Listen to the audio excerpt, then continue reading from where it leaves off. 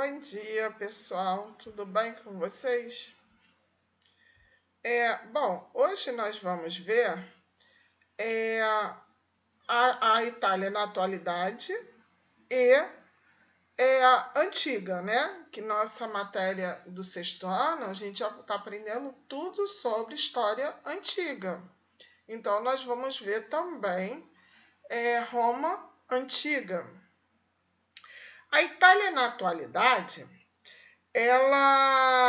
Roma, né, atual capital da Itália, foi a principal cidade de um grande império da antiguidade, que se constituiu importante influência para grande parte das culturas ocidentais na atualidade. A Itália, ela se situa na Península Itálica, região europeia. A Itália é uma república situada na Europa Meridional, cujo nome oficial é República Italiana. Em Roma, sua capital e maior cidade, encontra-se o Estado do Vaticano, sede mundial da Igreja Católica.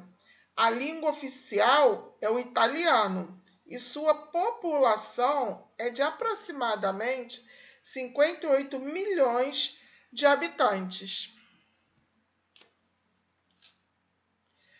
Bom, Roma Antiga é a denominação de uma sociedade que floresceu na Península Itálica no século VIII a.C. e gravitava em torno da cidade de Roma. De forma semelhante à Grécia Antiga, as fronteiras da antiga cidade de Roma e a abrangência de sua influência não correspondem às atuais. Mudaram muita coisa, né? Mudou muita coisa. Os principais representantes dos italiotas eram os sabinos e latinos. Eles se fixaram no centro da península e Alba era a cidade mais importante.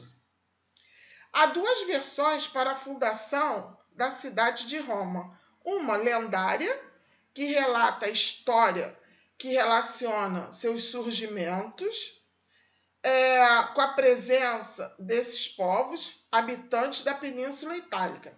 Roma foi fundada em 753 anos antes de Cristo, às margens do rio Tibre, e foi ocupada inicialmente pelos latinos e sabinos. Depois eu vou falar no finalzinho, eu vou falar sobre essa lenda romana de Rômulo e Remo. Aqui é o Vaticano, né? Como eu falei lá um pouquinho atrás, que é a sede, né, da Igreja Católica, onde fica o Papa, né? É um lugar muito importante. E aqui nós vamos falar um pouquinho sobre a organização política de Roma.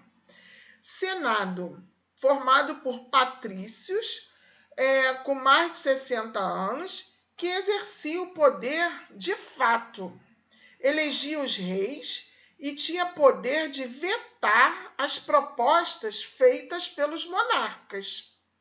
Assembleia Curiata, formada por patrícios que representavam os diferentes clãs, tinha função consultiva sem direito a veto.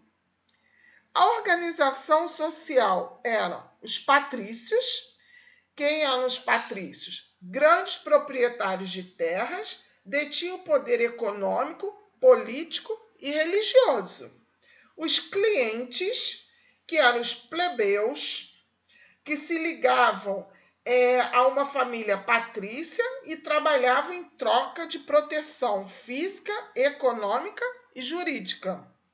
Os plebeus, eram homens livres, sem direitos políticos e normalmente eram camponeses, artesãos e pequenos comerciantes. Os escravos, considerados bens patrimoniais, eram prisioneiros de guerras ou devedores. Bom, a República Romana, né? A transição da monarquia para a república não foi tranquila. Roma se sentia ameaçada pelas cidades vizinhas e iniciou uma expansão militar que levou ao domínio de toda a Península Itálica. Simultaneamente, o governo foi organizado em 3 instituições políticas: o Senado, a Assembleia Popular e a magistratura. Nós vamos ver agora cada um deles. O Senado, vou ler aqui para vocês, detinha grande parte do poder, era a base do poder aristocrático e os cargos dos patrícios eram vitalícios, ou seja, para a vida toda. Apesar de não ter poderes executivos, exercia grande influência em todos os assuntos. A função do Senado era assessorar a magistraturas e sancionar os acordos populares. Agora nós vamos ver a Assembleia Popular. Era uma comissão formada por representantes da Cúria. O que era a Cúria?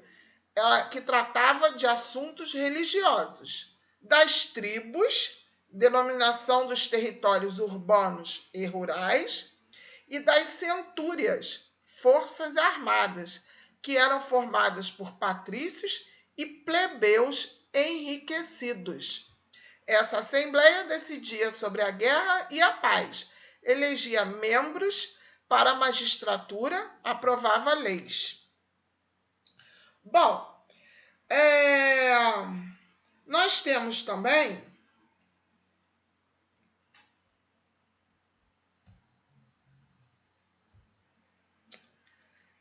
e também ela administrava a justiça penal. A magistratura formava o corpo de funcionários,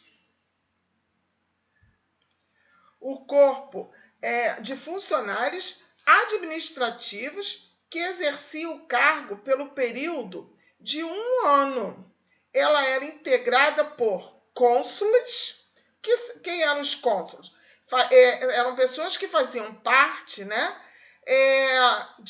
faziam executar as leis e comandavam o exército. Em situações muito perigosas, escolhiam um ditador que exercia poder ilimitado por um período máximo de 6 meses. Também tinha os pretores, que eram encarregados das funções judiciárias. Tinha o edes, que cuidavam da manutenção da cidade. Os questores dirigiam as finanças. Os censores, ex-cônsules, eleitos a cada 5 anos, e era responsável pela vigilância e preservação dos costumes e tradições e pelo censo. O que seria o censo? Contagem da população e organização dela de acordo com a renda. Hoje, nós fazemos isso, vocês sabiam? Para saber a quantidade de pessoas que existe, né? Vamos dizer assim, aqui no Brasil, existe o censo. Ele tem por região, ele tem por estado. Então, existe o censo. De tempo em tempo, as pessoas vão de casa em casa querendo saber como é que aquela família vive, quantas pessoas vivem naquela casa. Então, eles têm eles mapeiam, né, a quantidade de pessoas que existe na cidade, naquele estado e no país. Então, esse censo tem essa função, né? Como que aquela pessoa vive, se ela vive bem, se ela vive em lugar precário. Isso tudo o censo ele controla. Bom, nós tivemos vários conflitos das ordens.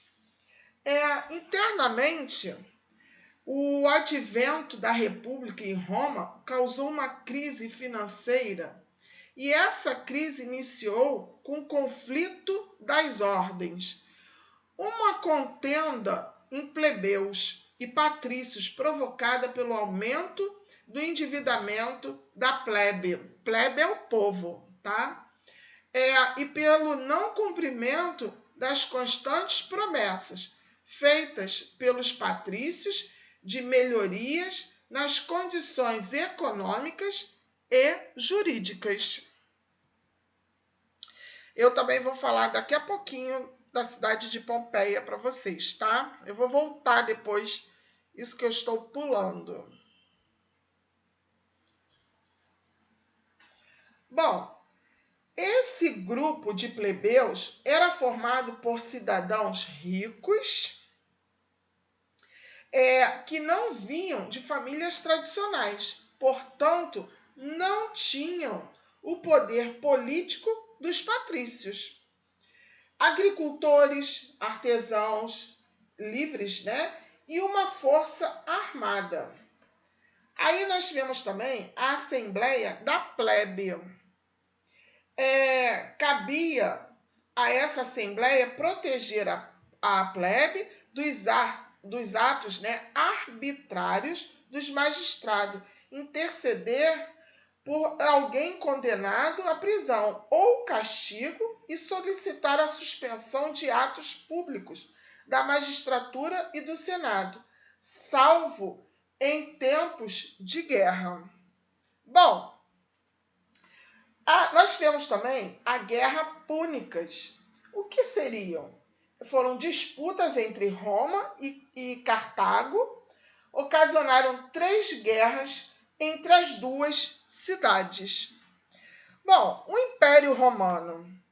Otávio ficou conhecido como César Augusto, um título que garantia a ele poder sobre o Senado. Durante seu governo, os problemas e tensões sociais e políticas foram amenizados por intermédio de um programa denominado Pax Romana, que promoveu a pacificação interna por meio da repressão às províncias rebeldes. Otávio também investiu nas construções de edifícios e no incentivo à literatura e à arte. Em seu governo, houve aumento do êxodo rural, o que gerou grande quantidade de indigentes nas cidades, que praticamente viviam à custa de subsídios governamentais. O que é êxodo rural? A saída da população da zona rural para a cidade. Então, quando a população ela começou a sair da zona rural e começou a morar, né, a passar para a zona urbana. E para solucionar o problema e evitar revoltas sociais, Otávio instaurou a política pão e circo, que consistia em oferecer trigo a preços bem baixos para a plebe e espetáculos como lutas de gladiadores e corridas. Em oposição à relativa paz social e ao crescimento econômico e territorial, a política ficou muito conturbada após a morte de César Augusto.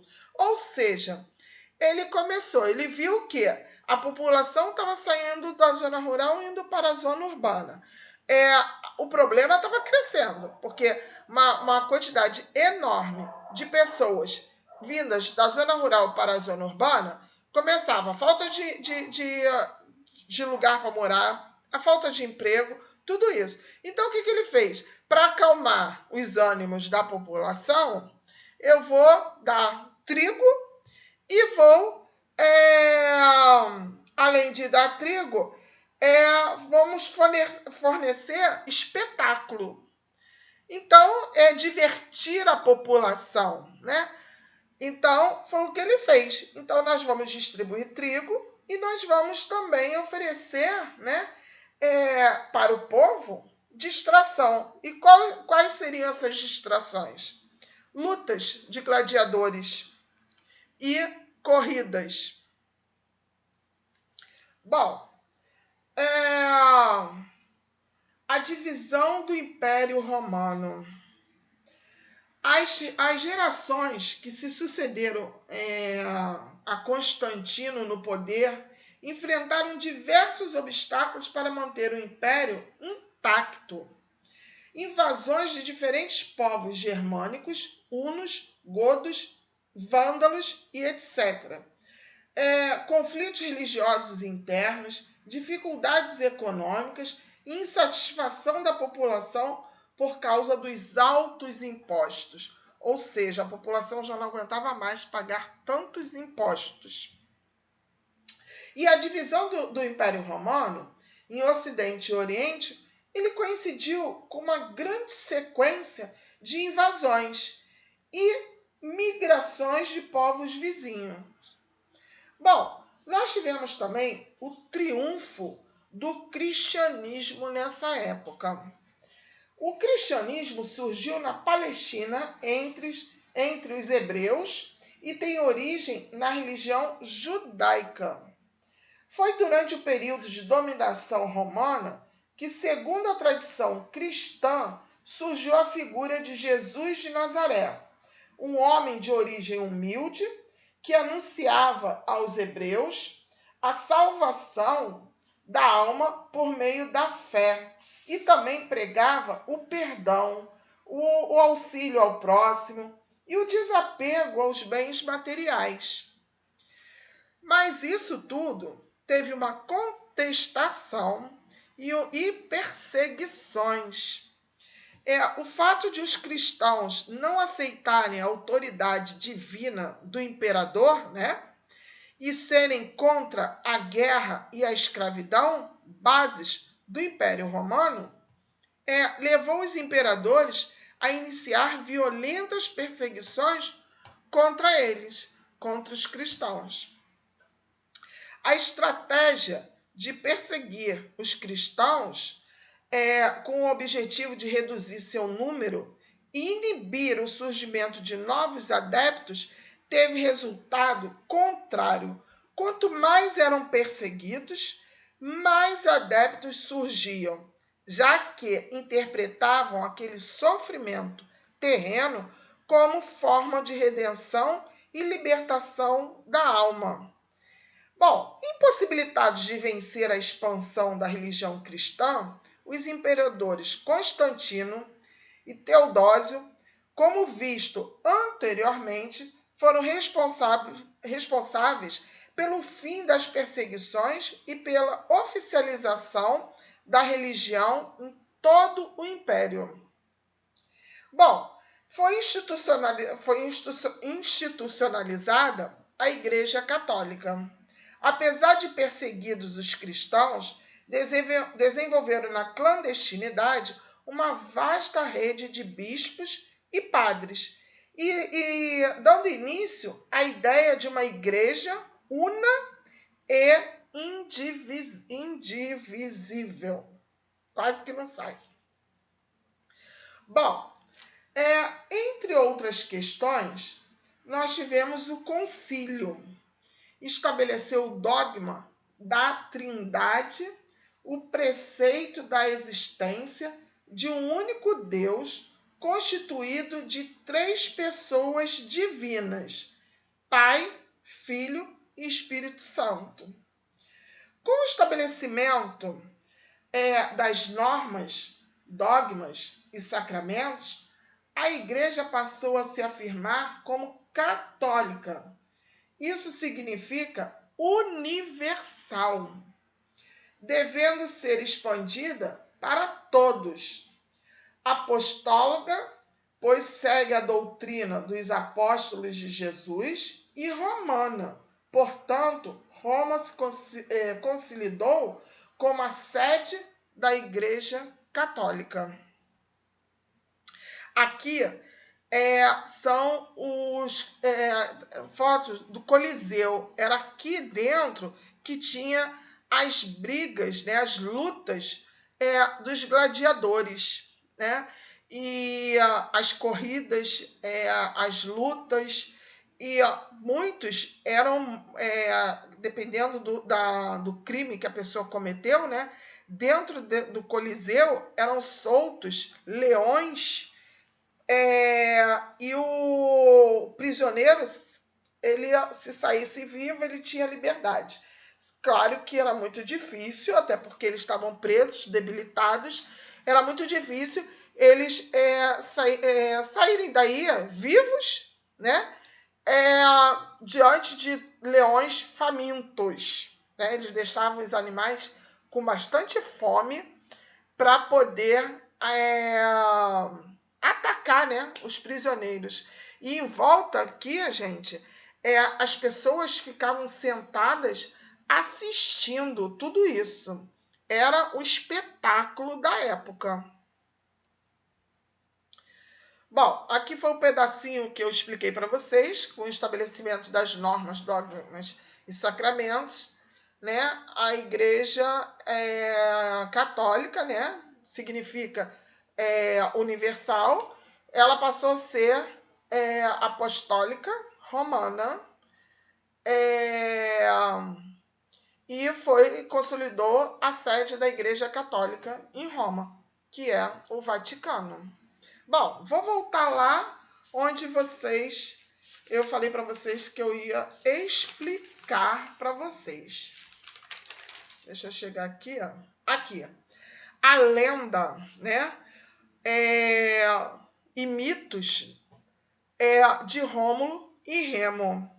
Segundo a mitologia, né, romana, Rômulo e Remo são dois irmãos gêmeos, um dos quais Rômulo foi fundador da cidade de Roma e seu primeiro rei.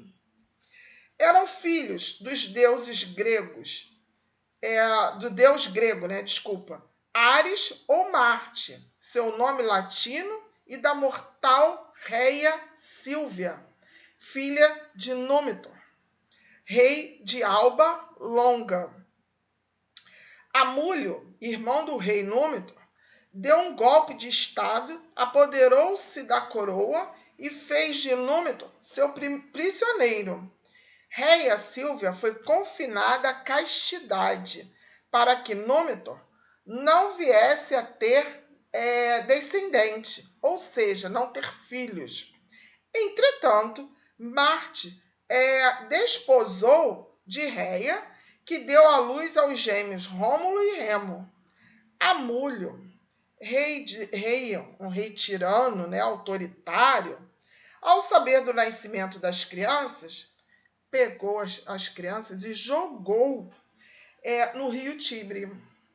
Só que a correnteza foi jogando as crianças para a margem do rio, e elas foram encontradas por uma loba, como mostra aí a foto, né? A foto, no caso aí para vocês é uma foto, né? Que teria amamentado os gêmeos e cuidado deles até que eles fossem achados, né, por uma pessoa. E quem achou foi um pastor que, junto com a sua esposa, criou as crianças como filhos. Então, essa é a lenda de Rômulo e Remo, né? Que eles foram criados, salvos por essa loba que os amamentou até que alguém o encontrasse e criasse as crianças. Então, a lenda romana. Bom, agora eu vou lá no cidade de Pompeia. Pompeia foi uma cidade do Império Romano, situada a 22 quilômetros da cidade de Nápoles, na Itália, no território do atual município de Pompeia. A antiga cidade foi destruída durante uma grande erupção do vulcão Vesúvio, no ano de 79, que provocou uma intensa chuva de cinzas que sepultou completamente a cidade. Vocês podem ver que essa cidade aqui, esse vulcão que está aparecendo aí na foto, a cidade toda foi devastada. Isso tudo aí ficou embaixo das cinzas do vulcão, né? Destruiu tudo. Olha a primeira foto e olha a segunda. E se passaram muitos anos para eles descobrirem a cidade, né? Soterrada nas cinzas do vulcão. Ela se manteve oculta por 1.600 anos até ser reencontrada por acaso em 1748. Cinzas e lamas protegeram as construções e objetos aos efeitos do tempo e também moldaram os corpos, né, das vítimas, o que fez com que fossem encontradas do modo exato como foram atingidas pela erupção. Claro que as casas não ficaram perfeitinhas, né? Elas foram destruídas pelo vulcão. Então, mas dá para você notar na figura de abaixo, né, que como era a cidade antes da erupção do vulcão. Aqui, gente, de cima nós temos o vulcão, e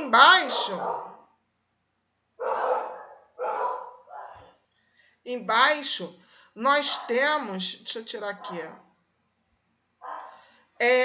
olha os corpos das pessoas. Do jeito, muitas foram pegas de surpresa, né? Muitas estavam dormindo, muitas não conseguiram fugir. A posição que elas foram queimadas, né? E foram petrificadas, acharam crianças, idosos, muitos estão dentro de casa, gente. Isso daí, elas estão dentro de casa. Foi tão rápido que não conseguiram sair, né? Não conseguiram fugir do local. Então, do jeito que elas estavam, elas foram queimadas e petrificadas, né? E hoje nós temos, através dos arqueólogos que foram cavando e descobriram a cidade de Pompeia, a cidade de Pompeia, esse pedaço, e virou um sítio arqueológico. Então eles puderam escavar, e nós tivemos o privilégio de conhecer, né, e saber mais a fundo sobre o vulcão de Vesúvio. Bom, aqui eu já falei, né? Aqui são as igrejas católicas da Itália. E aqui nós temos as páginas do nosso livro, né? Os exercícios para vocês fazerem. Tá bom, meus amores? Um beijinho em todos.